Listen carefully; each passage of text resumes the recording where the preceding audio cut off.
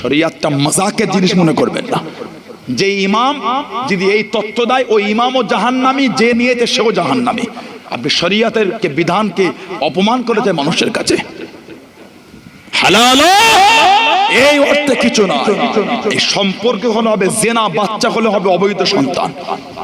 কোন স্বামী যদি তার স্ত্রীকে তালাক দেয়, ওই মেয়েটাকে ইদ্দাত পালন করতে হবে, 3 হায়েজ অপেক্ষা করতে হবে।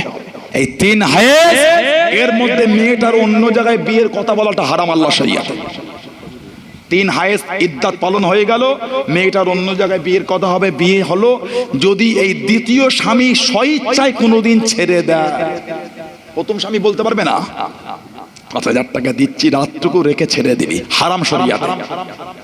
এটাই চলছে তো, এটা হালালা বলছে না, এটা হালালা না, এটা মন গড়া তৈরি করেছো। ইসলামের সাথে এর কোনো সম্পর্ক নাই। নাউজুবিল্লাহ বলে কিছু বুঝতে পারেন না। এই দ্বিতীয় স্বামী কোনোদিন যদি স্বইচ্ছায় ছাড়ে, প্রথম স্বামী ইশারাও করতে হবে।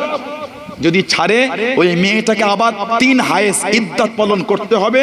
ওই ইদ্দাতের মধ্যে বিয়ের কথা বলা হারাম। ইদ্দাত পালন হলো, তারপরে এই প্রথম স্বামী যদি বিয়ে করতে চায় তখন বিয়ে করতে পারে। কিছু বুঝতে পেরেছেন? সকালে তালাক হলো, বিকালে অন্যজনকে বিয়ে পড়িয়ে 5-10 হাজার কন্ট্যাক্ট করে 2 ঘন্টা পর ছাড়িয়ে এনে রাত্রিরে ইমাম বিয়ে পড়িয়ে দিল, বলে হালালা হয়ে গেছে। আল্লাহ শরিয়াতে হারাম এটা। ওই স্বামী স্ত্রীর সম্পর্ক যতদিন হবে জেনার গুনাহ হবে, বাচ্চা হলে যে কটা বাচ্চা হবে অবৈধ সন্তান হবে। আল্লাহ আমাদের সকলকে শরিয়তে বিধানে কায়েম রাখেন, বলুন আমিন। এইটা নেটে বলছে হালাল। আপনি গুগলে বা চ্যাট জিপিটি থেকে লিখবেন নিয়োগ প্রথা, নিয়োগ প্রথা, দেখবে কোন স্বামীর দ্বারা যদি কোনো স্ত্রীর পেটে বাচ্চা না আসে, ওই স্বামীটি ওই স্ত্রীটি কার কাছ থেকে বাচ্চা নিতে পারবে নিয়োগ প্রথায় লেখা আছে। এটা ইসলামে নয়, অন্য ধর্মের মধ্যে আছে। আমরা তো কোনোদিন মাইকে এগুলো বলার চিন্তা করি না। তো ইসলামকে মিথ্যা শব্দ দিয়ে কামড়াচ্ছ কেন? কথা বলছেন না কেন? তুমি বলতে পেরেছো, আমরা বলতে পারি না? আমরাও বলতে পারি।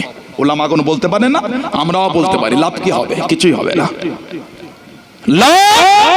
কিচ্ছু হবে না। জনগণের মধ্যে অশান্তি তৈরি হবে। তুমি তোমার লিয়ে আছো বাবা, আছো, আমি আমার লিয়ে আছি। ইসলামকে কামড়াচ্ছ কেন? মেয়েদের সম্মান ইসলাম দিয়েছে, আমার রাসূল দিয়েছেন। জোরে বলে আলহামদুলিল্লাহ বললেন না?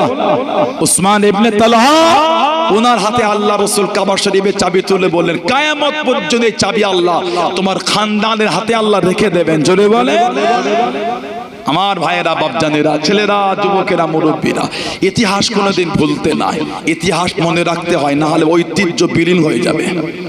দেবীতলা মাদ্রাসার ইতিহাস বলে গেলে মাদ্রাসার কদর জানবেন না আপনি। এই মাদ্রাসার ইতিহাস জানতে হবে। ছোট হুজুরের হাতের তৈরি মাদ্রাসা, সেই পুরাতন ইতিহাস যতদিন বহন করতে পারবেন ততদিন এই মাদ্রাসার ঐতিহ্য আপনার কাছে থাকবে। ঠিক বলছি না ভুল বলছি? ইতিহাস ভুলে গেলে ঐতিহ্য বিলীন করতে পারবেন না, বিলীন হয়ে যাবে, ঐতিহ্য বহন হবে না। আমার ভাইয়েরা, বাপজানেরা, মুক্তাসার করলাম। আল্লাহ জিরাবাত তৌফিক দেখা হবে ইনশাআল্লাহ। শরীরটা একটু অসুস্থ, আল্লাহর হুকুম। এই রমাদানের পরে একটু ঠান্ডা লেগে গেছে, আল্লাহ পাকের মার্জি। আল্লাহ যা রেখেছে আলহামদুলিল্লাহ, বলে আলহামদুলিল্লাহ। সবই আলহামদুলিল্লাহ বলতে হয়, দুঃখ আলহামদুলিল্লাহ, সুখ আলহামদুলিল্লাহ। এখন দোয়া হবে, বিদায় নেব। এই যে কিতাব ফতোয়ায়ে ফাতিহিয়া যেটা বলছিলাম, এই কিতাবটা একটা রাখবেন, উলামারা বিশেষ করে রাখবেন। আমি গাড়িতে আমার আছে, মুফতি সাহেব আমাকে হাদিয়া করেছে, গাড়িতে আছে, আমি পড়ি কিতাবটা। খুব সুন্দর করে লেখা, একদম পুরো তথ্য দিয়ে। এক শ্রেণীর নোংরা হীন মানসিকতার লোকেদের মুখের বলি, পুরপুরা দরবারে আলেম নাই, সিলসিলার আলেম নাই, এগুলো বলো না। তোমার ভিত কিন্তু ফুরফুরা হুজুরদের মাদ্রাসাতেই। এটা আমাদেরকে তাকান, এগুলো বলতে নাই। আপনি আলেম হয়েছে আলহামদুলিল্লাহ, দোয়া চাল্লাহ আপনার ইলমে বরকত দেন। ক্রিটিসাইজ করছো কেন? 800 বছরের ইতিহাস, 800 বছর পূর্ব ভারতে মুজাদ্দিদুজ জামানের মতন দ্বিতীয় আলেম তৈরি হয়নি।